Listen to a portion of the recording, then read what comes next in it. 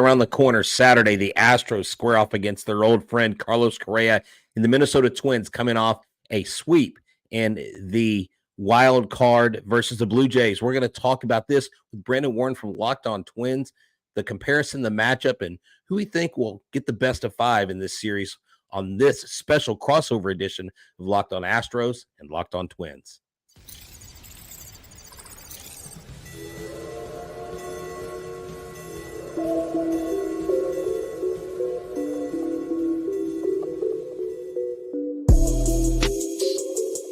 Welcome to Locked On Astros, your daily Astros podcast. Here are your hosts, Eric the Man Huysman and Brett H-Town Wheelhouse Chancey. We are Locked On Houston Astros, and we hope that you join us for a daily Locked On Astros podcast. My name is Eric Huysman. You can find me on Twitter at Eric Talk Stros. You can find the show at Locked On Astros, your team every day. And Brett, where can they find you at? They can find me at H-Town Wheelhouse on X, Instagram, and TikTok. They can find me at Stros411 on X, Instagram, TikTok, and Facebook. Always positive. Positive, I love it when our friend Brandon comes and hangs out with us. Always Stros. All right. Yeah, we got Brandon Warne with the Locked On Twins podcast. I think that's what they're called. Great show over there. They have this team that we're going to be facing for next week or so. And so we're going to be seeing a lot of this guy. And Brandon, where can he find you at? I wouldn't, honestly, but at Brandon_WARNE on Twitter. And, of course, Locked On Twins, wherever you get your podcasts, or on YouTube. And yeah, it's gonna be a spirited battle. I feel very confident. It'll certainly be better this time around to have fans in the stands. Yeah, definitely. I know that 2020 was when we played the Twins, and that was not a very good outcome for the Twins. But y'all did go ahead and break the streak of 18 straight losses. We talked about that yesterday. And so the Twins have to go in with a great feeling. But you know what gives Brett and I a great feeling? I'm sure, Brandon, you get it too, is all our loyal listeners, everybody that makes the Locked On Astros podcast, the Locked On Twins podcast special, and everybody that becomes everydayers, somebody that listens to our podcast every day. So if you haven't subscribed to either our podcast or his podcast, go and do that. It just takes a second to just click that red button down there that says subscribe. Give us a big fat thumbs up while you're at it, and go and make us your first listen on Apple, Odyssey, Spotify, wherever you listen to your podcast. Go and check out the Locked On Astros podcast. So we're going to be looking at the matchup for the ALDS. Yes, we have seen them before, but this is a much different Twins team. They do have some guy named Carlos Correa. You may have heard of him before. It may be his time this time. So there's a lot that we need to talk about in this show. We'll look at the pitching matchups because not to kind of toot our horn here, but it seems like the Astros aces are lined up while the Twins had to maybe use their aces to get out of the wild card series. What are some of the keys for the Astros to win this series? What are some keys for the Twins to win this series?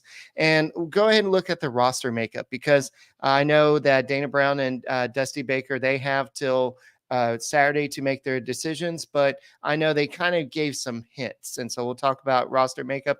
I don't know what you're hearing up there about the Twins roster. And then we'll also look at the playoff history, because you do have something, Brandon, that the Astros fans can't say. That is 3 World Series championships, while we only have the 2. So this should be an interesting show. So let's go and get started, Brett.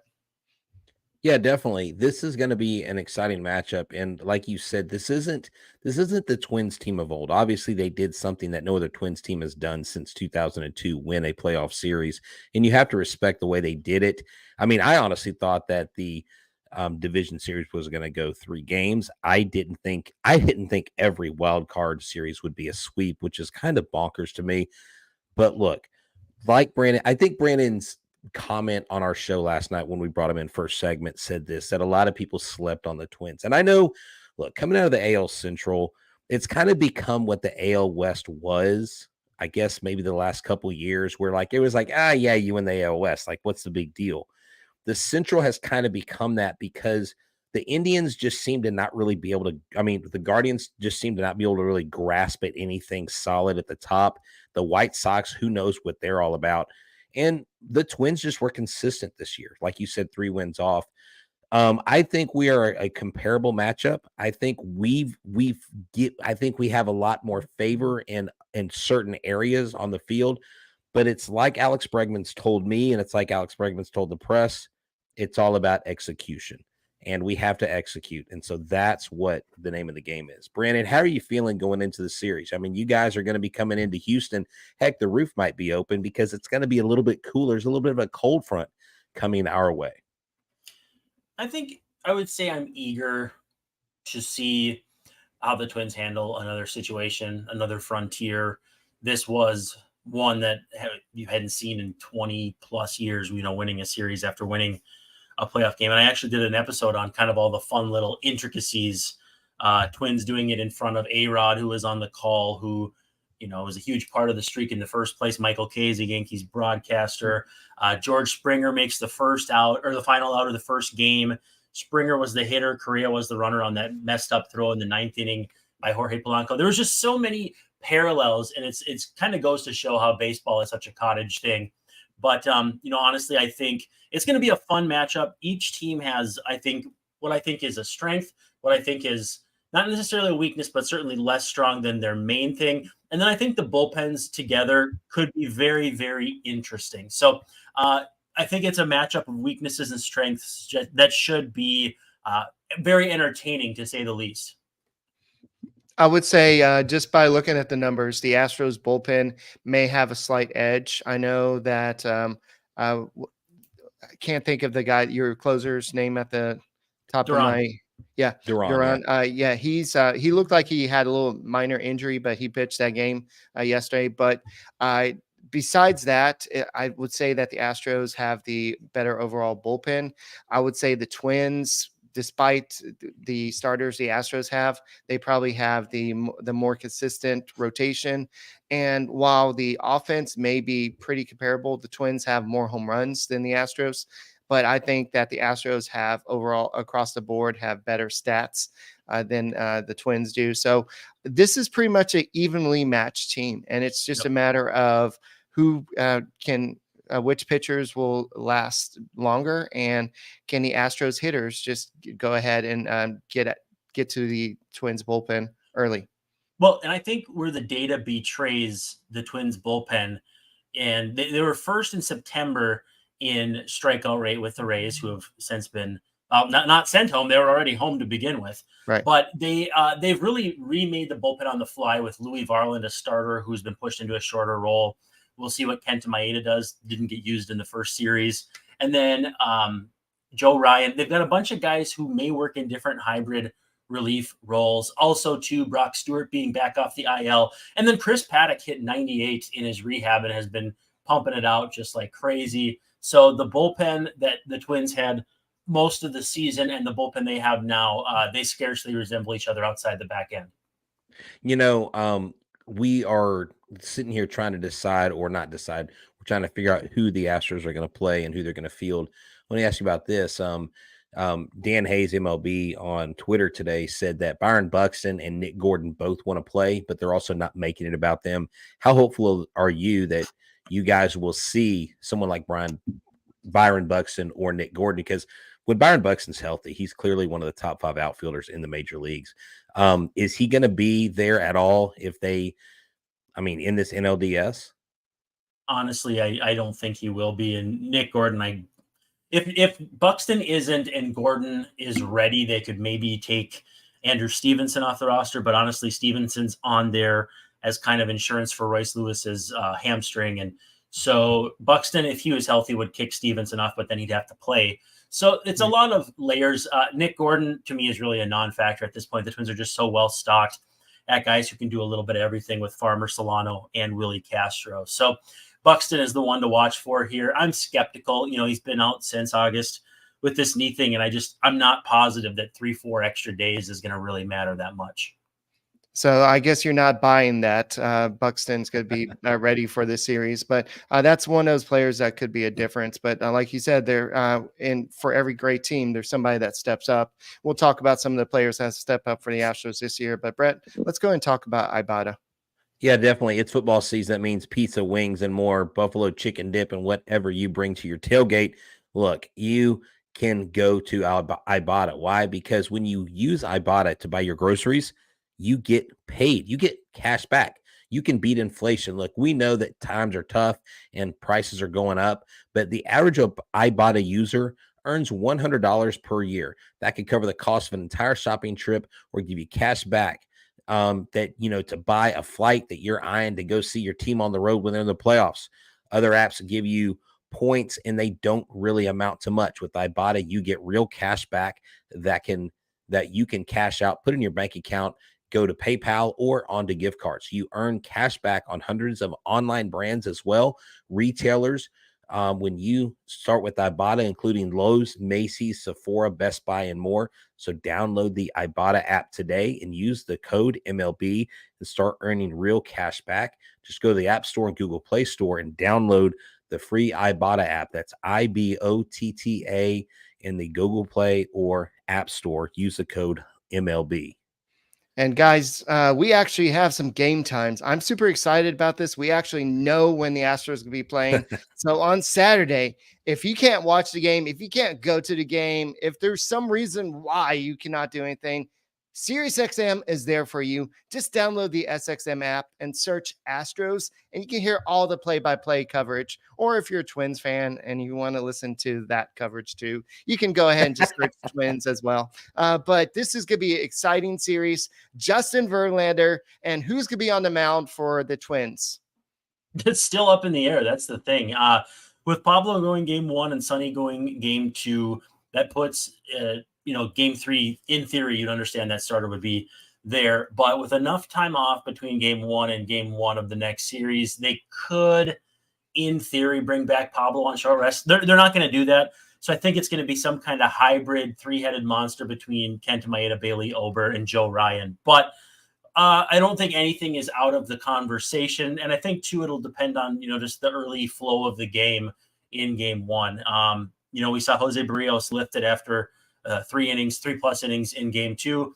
I think it'll be a similar kind of hook, although obviously none of those guys are going to be pumping 96 like Barrios was. So we'll see what happens. But I think Joe Ryan could start, but Bailey Ober might be a better fit. Joe Ryan kind of got bit by the home run bug at times this year. And so I'm not sure how I'd feel about him outside of maybe, one trip through the order. Yeah, the Houston Astros handled Joe Ryan pretty well. And I know this is a JV game we're talking, and more than likely, typically you have Mauricio Dubon in center field whenever JV starts. But if Chas McCormick were to go up against him, he's got a 1,000 OPS, 286 average. Well, he's 2 for 7, okay? Against him, but he does have a home run and 7 plate appearances in 2 RBIs. And what I really like about this Astros squad is they're so loaded, not just 1 through 9, but on the bench. And we don't know how much Brantley's going to play. We don't know if he's going to be left or DH. We don't know if Diaz is going to be DH. We don't know if the Astros are going to carry a third catcher.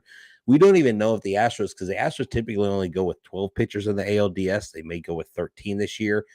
There's a lot of things up in the air right now that they're trying to decide, that Dusty and the pitching coaches are putting their heads together, because what the Astros won't do is they won't take the Minnesota Twins lightly. Carlos Correa did recognize, he said, look, we're going to Houston. I know those guys. I know that ballpark, but you know what? They know how to come prepared, and you have to come prepared as well.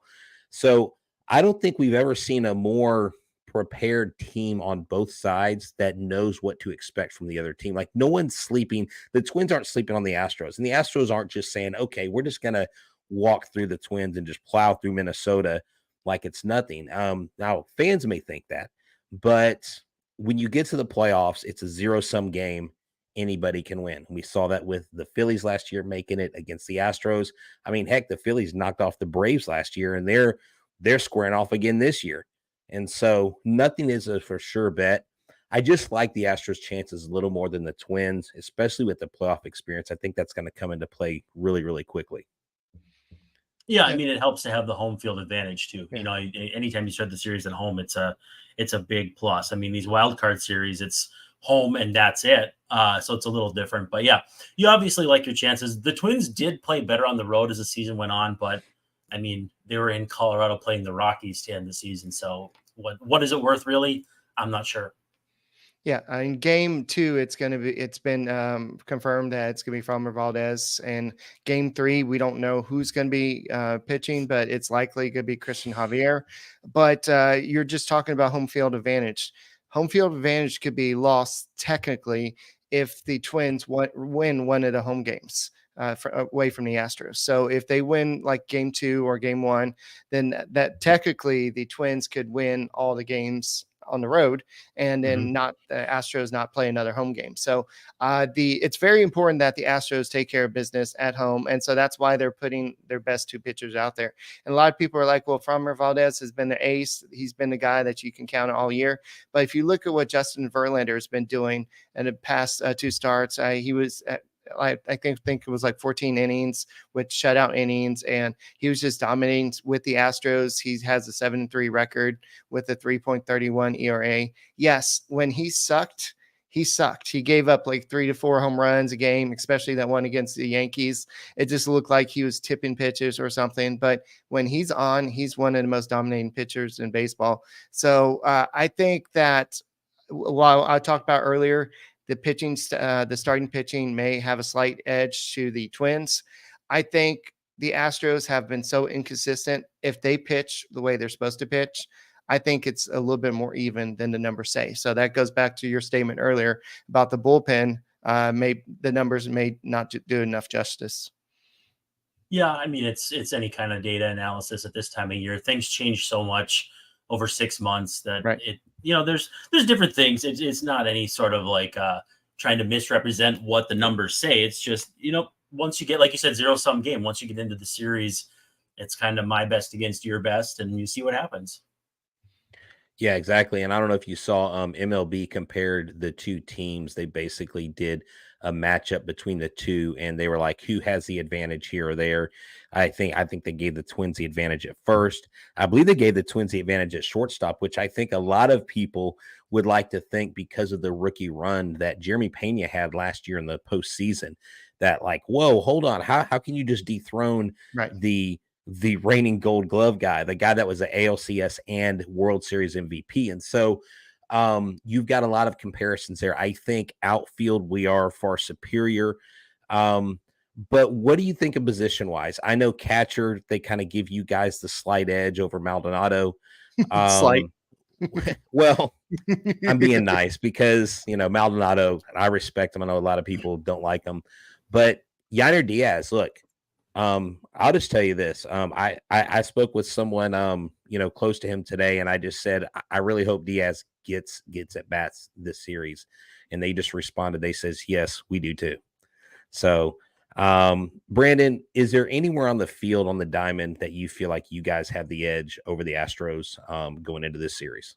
Well, the catching situation is quite similar because there's an offensive-minded catcher and a defensive-minded. Twins have Ryan Jeffers, who started both games of the wild card series, and he's kind of like Diaz. Whereas, Christian Vasquez, you guys know just as well as anyone. Right. He is around winning teams for one reason or another. I don't necessarily buy into the idea of winning players, but there is also something to be said about a catcher who controls the game like he does from that standpoint. So when I think of places the Twins or Astros really dominate the other, it's really hard for me to pick any of them. I think it's a pick 'em for a lot of different spots. And honestly, I don't know how meaningful that analysis is anyway. If, in a short series, someone like Kyle Farmer goes off or Donovan Solano, which we're not really accounting for. So I think it makes for good content. I think it makes for something to help us prolong the time before we actually have to watch something that could break our hearts in devastating fashion. But no, I don't think the Twins run away with any spot for sure. And primarily the one reason too is that there's just so much fluidity. We don't know if Royce Lewis is going to play third. Is he going to DH? Is he going to move Polanco over to second? Is Edouard Julien going to DH? It's going to be a fluid situation, and the Twins use so many substitutions, and their bench too. Like the Twins, like the Astros, wonderful bench. I think it'll be interesting to see how they match up because it's just they're similar teams in terms of structure. They have their dominant thing, but they're so different too. And it's experience versus youth, and it's it's just there's so many storylines that could be birthed from this. You got mentor and protege, if you want to call it that, Correa and Pena. There's just so much that we're going to uncover here, and hopefully it's goes the full series because again, so much meat on the bone. I know that talking about the catching situation and Yainer Diaz, I think a lot of it will have to do with Michael Brantley's health. I know that Dana Brown said that he's playable, meaning that he's able to be on this roster, and they're hoping that he's able to play in as many games as he can. But Dusty Baker also said that he's not sure he wants to play, but the Twins also have a mostly right-handed rotation. So a guy like Michael Brantley, you need in that lineup. So I think it's really up to the health of Michael Brantley there. But a lot of people are wondering, well, to get Yainer Diaz in there, are you going to go ahead and try to go with 3 catchers? And then Dana Brown today said, no, I don't see them going with 3 catchers. They don't see the need for that. And he once again, he went ahead and said that we talked about it for a little bit, but it's my belief that'll be hard for me to go with 3 catchers. I know we've had some conversations to figure it out if it's worthwhile to go that direction, but I would say we're probably not going to do that this time. And to go off of Diaz, this is what you had to say. It's Dusty's decision. I like when Diaz is in the lineup, whether it's DH or catching, but it's pretty much Dusty's decision. He's been calling it like he sees it the whole way through the year. I like it when Diaz is in there. I think Dusty likes it too, but I think Dusty also liked Maldy's calling game and him being a general on the field. I think when you get to this point and you have good people on the bench, that means the team is really good. And I do have one more thing about Michael Brantley. This is what Baker had to say about Michael Brantley. I don't know. That's a question I cannot answer because I don't know how his body's going to respond. I'm hoping I can get whatever I can out of him.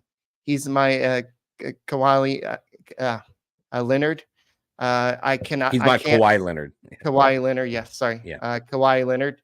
I can't say enough whether we get him for 2 games, 1 game, or whatever. I'm asking him constantly, and he's tired of me asking him. So he's the guy that's when he's in the lineup, he's going to give you everything he's got. But when he's not, he's going to be injured. So is there anybody like that on your team? Yeah. Actually, Brantley got hurt in Minnesota initially. So yes, a few years ago, actually, I was at that game and it was crazy. I actually texted his agent because we're buddies. He's no longer his agent. Not really the point. Yeah, I mean, obviously Buxton falls into that mix. I always respect Brantley because he gives you such a consistent plate appearance every single time. I feel like maybe we don't have enough respect for guys like that in today's game because, you hit 280, 290, 300 with 15 homers. Nothing jumps off the screen before you consider how hard it is to hit that high this year in this current offensive environment. But yeah, again, there's so much fluidity with this Twins offense and position players just due to the fact that they just don't know what they're going to get out of Buxton. Lewis, he had a great series, but didn't play the field. And the day before the series started, even still, he kind of put off this vibe that he was skeptical he was going to be able to go. So when you have Royce Lewis, Carlos Correa, and Byron Buxton all not at 100% or particularly close, like it's almost just surprising the Twins are here in the first place. But with that said, you get to October and there's this, there's this force of these teams that just kind of come together. And we've seen it with the Astros, and we've seen it with a number of different teams. But I think the Twins could have that. It's something I'm watching. Again, I don't believe in a lot of these like intangible forces, but the team just has good energy is what I'll probably kind of go with there. All right. So I wonder what FanDuel will be saying about the Twins odds of going to the World Series or maybe the Astros odds. I mean, I would say the Astros odds would be slightly higher, but I don't know what FanDuel would be saying. What do you think, Brandon? Well, and, if you want to get in on the game, you can snap into action, NFL season, postseason, all that fun stuff with FanDuel. It is America's #1 sports book. And right now they're running something phenomenal. New customers get $200 in bonus bets guaranteed when you place a $5 bet. Now, you don't even have to win. That's $200 in bonus bets, win or lose. So if you've been thinking about it, if you've been on the fence about joining FanDuel, there's no better time than right now to get in on the action. The app is so easy to use. There's a wide range of betting options. You could do spreads, player props, overs, unders, all that kind of stuff. It's phenomenal. Visit FanDuel.com/lockedon and kick off the NFL season, MLB postseason, NBA season, all this fun stuff. But FanDuel is the official partner of the NFL. That's right. And if you want somewhere to go to watch the Astros play the Twins, go to your local Hooters, from anywhere from Galveston to Humble, from Katy to Pearland to Pasadena to Kemah. Anywhere. Sugarland, go anywhere in Houston, find your local Hooters, park yourself right there, hang out at the bar, bring your friends along. They have great brews. They have great wings. They have great flavors. Smoked wings are my favorite. And they have $3 Blue Moon drafts. They have $9.99 Michelob Ultra pitchers. They have deals going on all the time. And it's not just during the game, before the game, after the game, even when the game's not on, you can go hang out with them. And so make sure you check out your local Hooters. Let them know that Locked On Astros sent you. You'll get a free basket of fried pickles. That's right, on us. Thank you so much for being an everydayer. And why do we send you to Hooters? Not just because of great wings and great beer. Why? Because Hooters makes you happy. And listen to the Astros play the Twins Saturday, game 1 of the ALDS at 3:45 p.m. Central Standard Time. Catch all the hometown play calls on SiriusXM. Go to the SXM app and search Astros. Eric, before we move on to the next thing, the next phase, I want to reveal my special playoff hat that I purchased for the playoffs. And I told the group I would do this, and this is the Infinity Stones Houston Astros hat. You see, it's got the Infinity Stone logo right here on the side with all the Infinity Stones. And then on the inside of the cap, you have all the Marvel characters in the hat liner. So I'm going to put this on. Why? I'm going to put this on because the Astros are inevitable. So we got the Infinity Stone hat for the Astros. We're getting ready. We're not taking Minnesota lightly, but we're going to try to be Thanos, and we're going to try to snap our fingers and get rid of one more part of Major League Baseball in our pursuit of another World Series title. 2 things. One, no Marvel characters were harmed in making this hat.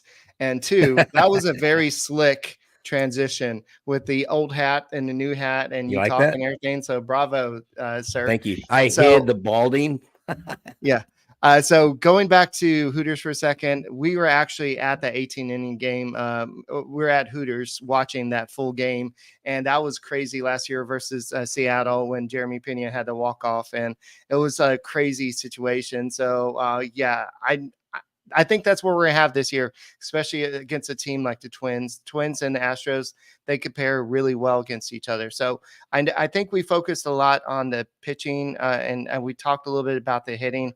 What about the defense? I know we know a little bit about what Carlos Correa can offer, but what do the Twins offer defensively? They're a team that does kind of the versatility thing based on matchups. They're pretty decent. Pretty much wherever you look. Michael A. Taylor was a huge factor in the wild card series with a couple huge plays, but Correa had 2 great plays, one in each game that I cannot emphasize enough were just phenomenal. I assume most fans saw them, so I'll keep it brief, but one was a ball kicked off the third baseman's glove. Correa, comes from second base, sprints over, grabs it, fires home. Ryan Jeffers picks it out and tags out Bo Bichette. Ends up being just a pivotal, huge play. Right. And then they do a daylight play at second base in game 2, pick off Vladimir Guerrero Jr., and it just kind of is the last gasp for the Blue Jays offensively. Defensively, they've had enough good plays to overcome what has been shaky play at third base by Jorge Polanco to this point. But ideally, Royce Lewis will be at third. Polanco will be at second. Edouard Julien will be DHing, or Buxton will be DHing. But defensively, they're going to be okay. They're not going to wow you. Kepler's good and right. Matt Wallner has a rocket arm. But in general, it's guys who just do their job, which is not sexy, but it's effective. Yeah. So looking kind of at the I know Martin Maldonado has struggled a little bit throwing out runners. Is that something we have to worry about with your current Twins roster? A lot of stolen bases. Well, so if you go into the splits, it's actually kind of hysterical. The Twins took forever to start running the bases with any abandon stolen bases. And then Willie Castro pops off for more than 30 Just a crazy season for him. They've got speed in certain spots, and they will dispatch it carefully. That it's not a team that's going to run from the first inning to the ninth inning. But if Willie Castro plays and gets on, he might go. Andrew Stevenson, if he runs for somebody, will definitely go. But it's not a team that is world beating on the bases. I did see someone in the comments ask what kind of base running team they are.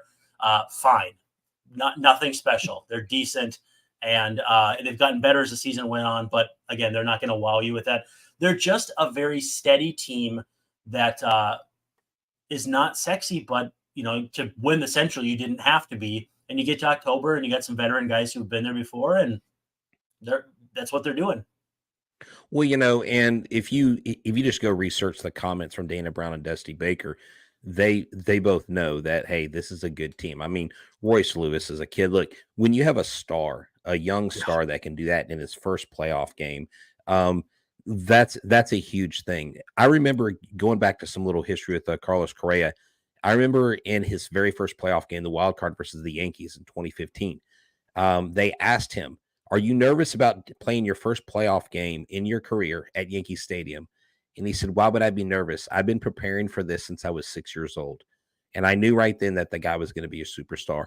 And that's what I think someone like Correa, someone like Jose Altuve, someone like Alex Bregman, these veterans bring to the table. And I think that's why this series is not a lockdown for a sweep.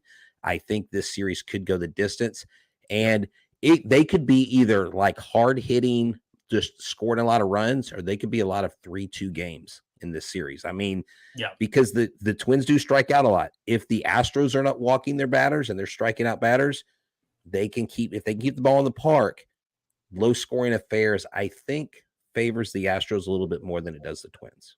Yeah, you're looking at either 7-5 games or 3-2, 2-1, and really not much in between. And also, you mentioned Royce Lewis. I can't think of a better player for him to play next to than Carlos Correa. I mean, if you're a young, he's born in 99. I still can't believe that's a thing because I have 99, I remember vividly. So it's hard for me to believe that that's a thing. But just the type of talent he is, the type of person he is, and then to be next to a transcendent human player, etc., with Correa, it's special. It really is special. And, you understand the vision with those two guys in Buxton and some pitching. If everybody can get on the same page, it has a chance to be a really, really unique, dynamic roster. They just haven't been able to get that together all at the same time this season, which, I mean, it's frustrating. What more can you say? Yeah, before I ask for y'all's predictions for the series, I do want to make a little note that the Astros are 18th in terms of errors with 81. The Twins are, they're 28th with 66. So y'all have a lot fewer errors. Errors is something that the Astros have really done well with over the years. They've been pretty good defensively, but that's kind of one of the reasons why the Astros have been inconsistent this year. So, Brett, I know you don't like doing this, but let's go ahead. We got ALDS coming up. I know you and I are going to do a show tomorrow, but with Brandon real quick, putting you on spot. I didn't tell you I was going to do this, but let's go and get your predictions for the series. Yeah, I think the Astros take this in 4 games. I believe they take the first 2 at home. I believe Minnesota comes out hard charging at home with a lot of momentum, a ruckus crowd. I think they take game 3. Then I think the Astros finish the deal in game 4. I think that's a realistic expectation. But look, just like predictions and the weatherman aren't always accurate, I'm not saying this because I'm selling the Twins short. I just like what the Astros have on paper. I just like their experience. And again, until we get beaten, until we get dethroned, I think we're going to be the best team on the field, no matter who we play. But that's my prediction, and I respectfully say 4 games. And I don't think the Astros are going to be crushing them. I think they're going to be tight games. They're going to be nail biting games. So, Brandon, what do you think? I'm going to say Twins in 5. I mean, I have to say Twins, I think, just based on, but I don't have to, but I do think the way that they're playing right now gives me hope that they're going to be at least able to maybe neutralize the home field advantage for the Astros. And, like I said, Twins played better on the road as the season went on. So that could be a factor as well. But ultimately, I'm hoping for a good series. I'm hoping that my blood pressure readings are good once I kind of come down from whatever happens, win, lose, or draw. But I'm excited for the series. I'm taking Twins in 5, And now I'm going to go into hiding from the comments section. Yeah. I think I'm gonna go kind of in between me. I think I know it's going to be the Astros, but I think it's either going to be 4 or 5 games. I think the Astros will take the 2 games at home, and kind of like Brett said, they're definitely the Twins are going to get the first home game, so Game 3, and then from there it's kind of a toss up. What happens in Game 4? I think the Twins could possibly win that, but it just depends on who starts that game for the Astros. But that's not a slight on Christian Javier. I think that he may have a great game. It just may be the Twins have somebody like Sonny Gray going against the Astros, who's actually been pretty dominant against the Astros in the past. So that's why I think the Twins will likely get Game 3. So these next 2 games at home are crucial for the Astros. Yeah, I think they absolutely have to take Game 1. I think Dana Brown said today, if you take Game 1, you're in the driver's seat. And I think that goes for both teams. So go out there, take care of business. I don't worry about what they did at home during the regular season. It's the playoffs.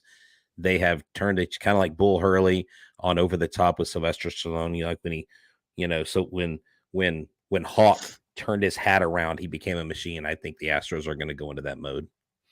All right. So, guys, once again, Brandon, thank you for joining us on Locked On Astros podcast. You're welcome. Jump on after every game, any game you want to. Win, loser, or whatever. Even if you're crying, we'll have you on, buddy. But I'm sure we'll be the same thing because we are Astros fans. And no matter what, we are fans of our teams. And so win, lose, or draw. If there's no draw, we'll be doing a podcast. So make sure you subscribe to us on the Locked On Astros podcast on YouTube. Go and subscribe to Locked On Twins as well. And make us your first listen on Apple, Odyssey, Spotify, wherever you listen to podcasts. Go and check out the Locked On Astros podcast. My name is Eric Huysman. You can find me on X at Eric Tuckstros. You can find Brett at H-Town Wheelhouse. And Brandon, where can I find you at? At Brandon_WARNE. All right, and we are the Locked On Astros podcast and the Locked On Twins podcast, and we'll see you tomorrow. Go Strips. Go Stros. Welcome back, Carlos. Get ready for the House of Horrors. Are they going to cheer him or boo him?